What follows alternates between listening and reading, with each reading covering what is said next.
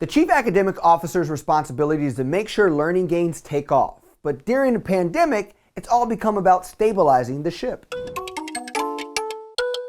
The Chief Academic Officer, or the CAO, sets the strategic vision and direction for instructional framework and pedagogical approach for their district's academic programs and is a key lever to accomplish important performance outcomes such as student achievement and school enrollment. But what happens when the classroom switches to the living room and the goals we focus on in a typical school year becomes less of a priority? The CAO has gone from Chief Academic Officer to Chief Access Officer during COVID-19, as districts had to focus less on reading proficiency and more on getting their students sufficient internet, so that they can engage in virtual instruction as they work to get schools back open. In this episode, I sit down with two dynamic Chief Academic Officers to get their take on how their priorities shifted this year and what were some early challenges along the way. My name's Whitney Oakley. I'm the Chief Academic Officer here in Guilford County Schools, North Carolina. Communication is by far the biggest hurdle, and the dispelling of the misinformation takes an enormous amount of time and effort. It would be like trying to take something you hear at the national level and apply it in a local context, and that the locus of control of our Board of Education drives when and how we return to school. Just because we have 65% of parents who want to send their students back face to face and we want to serve those students doesn't mean that we have the staffing or the building capacity to do that. So when we have first looked at reopening middle schools following social distancing guidelines, we were 311 teachers short. We only had one high school out of 15 comprehensive high schools that had the space to accommodate the students that wanted to come back. And so the sheer complexity of master scheduling, of cohorting high school students, of assigning staff members to students, of making sure that students have access to certified teachers and not a warm body, teaching teachers how to use technology so that they can deliver remote instruction and understand how to deliver face-to-face instruction, trying to avoid double duty for teachers at all possible costs. There's just a lot of complexity that is difficult to communicate unless you're in it every day.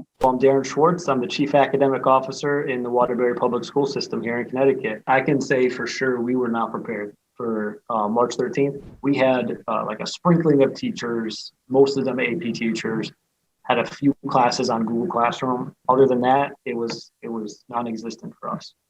And so we didn't have hybrid learning as a model. We didn't have flipped classrooms as models in our district. And so we ended up using the leveraging G Suite for Google Classroom. And one of the things we recognized early on is the huge learning gap, right? And so now we still have to do something in March, April, May. I was in here on the weekends with my supervisors of content, creating packets for kids, getting them to all the distribution sites for lunches, getting them in English and Spanish, and having them handing out. There was I think one week we handed out 14,000 packets in the city. We can at least give you the packet and get you the way to get a hold of your teacher. That's how we started this. And we had packets that were actually, aligned to the standards, right in line with the curriculum as best we could. We started there, but realizing that we had to build this out. And so we had to provide something for students. And so we went with G Suite. And as of last week, we had over 550 staff in the district that are Google certified educators. And that's out of a district with about 1,500 to 1,600 teachers and about 250 to 300 pairs. And so, we have about a quarter, a little bit more than a quarter of our staff right now are already Google certified educators. So that's a huge leap in that small amount of time. Guilford County Schools started inviting secondary school students back face-to-face late February, and about 3,000 Guilford County school employees have already been vaccinated. After surveying families in Waterbury Public Schools, they were able to bring students back 5 days a week for half days. The district has transitioned to full school days starting March 15th, but will keep Wednesday a half day for asynchronous learning. In today's environment, the CAO is counted on for their leadership and ability to adapt the school schedule and think through reopening, while at the same time look at creative ways to implement some of the things they have learned as facilitating learning entirely virtually. I don't have to deal with the structure of a school. And so schools are very structured places. They're usually formidable buildings that you walk in and you have to ask permission to go down the hall, or so for some of our older students, the secondary students, I think they're liking the fact that they can have their their water and their snack and their ability to just run to the restroom if they want, because they don't have to ask anyone to do little things like that.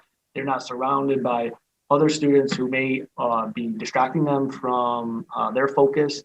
And this is coming from them, not my opinion. And so some students are really liking the fact that they can kind of hone in on the classwork, work on that, but then also maybe, if they can have that afternoon about asynchronous learning, well, that means that from like 1 to 5, I could go over there and help my uncle or help my father or help my mother or help the family make some extra money because I'm going to go take a job, but I'm going to do my asynchronous learning later. It's this flexibility that never existed before, and students are really liking that. But on the hard part of that is students from especially grade 6 to 12. If they're not ready for that type of freedom, it can lead to absenteeism, which has been a little bit difficult during this time for some of our students. In the next few months, it doesn't look like the pace of change will be slowing down anytime soon, even though schools are reopening. For instance, Biden has offered their states flexibility on how and when they can distribute standardized tests. The $1.9 billion stimulus package that includes $129 billion to help K-12 schools reopen and expand learning opportunities will take some creative measures from CAOs. These new priorities and topics will take originality, customization, similar to how every school is different in its reopening process. I asked Whitney what questions she thinks about more now that she has the experience and the flexibility from this school year. What opportunities can we and should we be expecting as a result of this pandemic and school closure? And so there's a lot of antiquated stuff in public education that just hangs around because it's always been there. Like first grade is first grade, and it starts here and it ends here. And you're a first grader. And so you get first grade standards. And so like there's these kind of antiquated concepts of you have to fit in one of 13 grade levels, that you have to sit for this many hours before you can go on to the next grade level. So there's some systems that could be better as a result of thinking differently now that we know that we can be flexible in a space where we're not known for being very flexible at all. The other is, race predicts outcomes in education, even when you control for poverty. And so what can we do differently in the public education sector to change that? And how can we use what we've had to learn during this time to change outcomes for kids that have been predicted by race for decades and decades and decades, just like healthcare.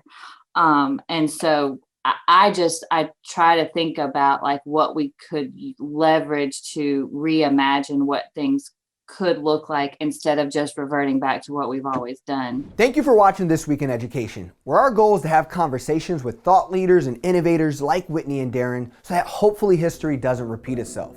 But we will see. Please subscribe and share with your colleagues as we look forward to seeing you on the next episode. In the meantime, keep changing the world.